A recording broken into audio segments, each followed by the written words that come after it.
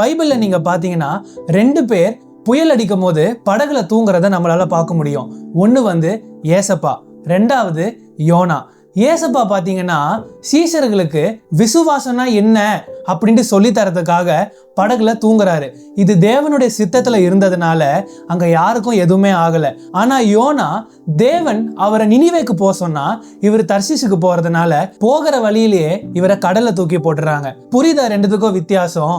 நாம தேவனுடைய சித்தத்தின்படி அவரை விசுவாசிச்சோம்னா நமக்கு எதுவுமே ஆகாது.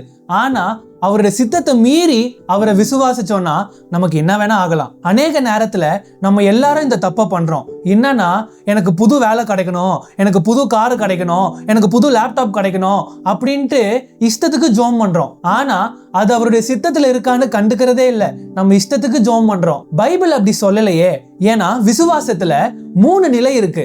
ஒண்ணு ரட்சிக்கப்பட்ட புதுசுல அவருடைய நாமத்தினால எது கேட்டாலும் அவர் செய்ய தயாரா இருக்காரு.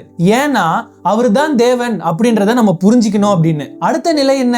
நீங்கள் என்னிலும் என் வார்த்தைகள் உங்களிலும் நிலைத்திருந்தால் நீங்கள் கேட்டுக்கொள்வது எதுவோ அது உங்களுக்கு செய்யப்படும் அப்படின்ட்டு ஏசப்பா சொல்றாரு. இது நமக்கும் ஏசப்பாக்கும் உள்ள உறவை குறிக்குது. இதுலயே ரொம்ப நாள் நிலைத்திருக்க முடியுமா? முடியாதே. ஏன்னா இன்னொரு முக்கியமான வசனம் பைபிள்ல இருக்கு. அதுதான் 1 யோவான்ல அவருடைய சித்தத்தின்படி கேட்டாதான் அவர் நமக்கு செவியே கொடுப்பாரு அப்படின்ட்டு போட்டிருக்கு. அதனால ஒரு கிறிஸ்தவனா இருந்தா இந்த 2 நிலையும் தாண்டி 3வது நிலைக்கு வந்தாதான் அவன் உண்மையான கிறிஸ்தவனே.